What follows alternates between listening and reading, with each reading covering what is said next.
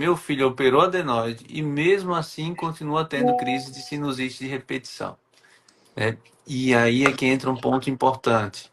Se esse paciente continua tendo crise de sinusite de repetição, precisa complementar essa investigação, né? O que é que está acontecendo? Tem quanto tempo que foi feita essa cirurgia? Será que voltou essa adenoide e está alimentando todo aquele processo novamente?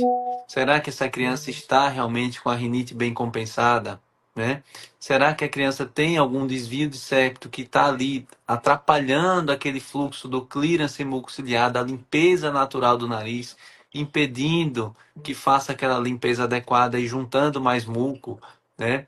E a gente tem que pensar também em algumas doenças que terminam favorecendo a sinusite de repetição, como, por exemplo, a fibrose cística, né? Então, às vezes, o paciente tem uma variante da fibrose cística um pouco mais branda, né?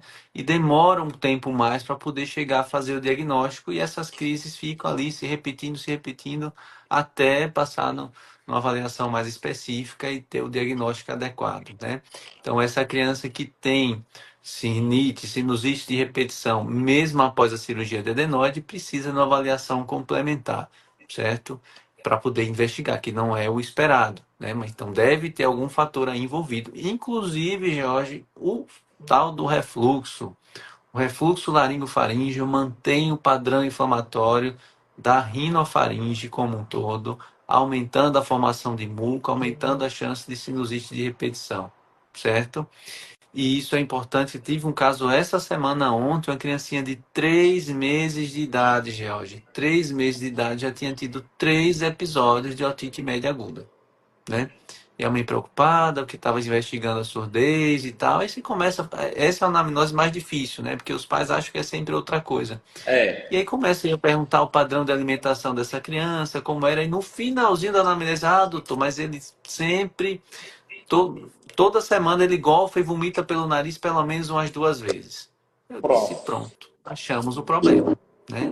Essa regurgitação intensa dessa criança está jogando o resto de leite, né, para a região da tuba auditiva, fazendo com que coloque secreção dentro do ouvido dessa criança.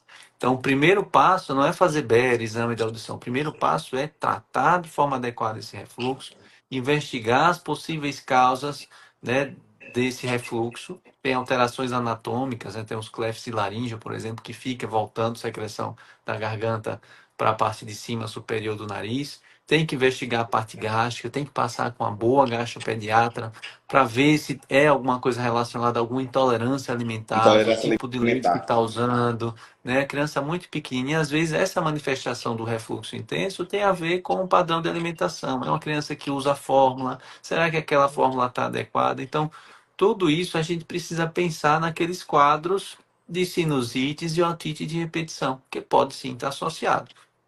Eu sou o Daniel Dávila, sou médico otorrinolaringologista, atuo presencialmente e por teleconsulta. Gostou desse conteúdo? Você pode também assistir esse outro vídeo, que vai também lhe ajudar e esclarecer várias outras dúvidas.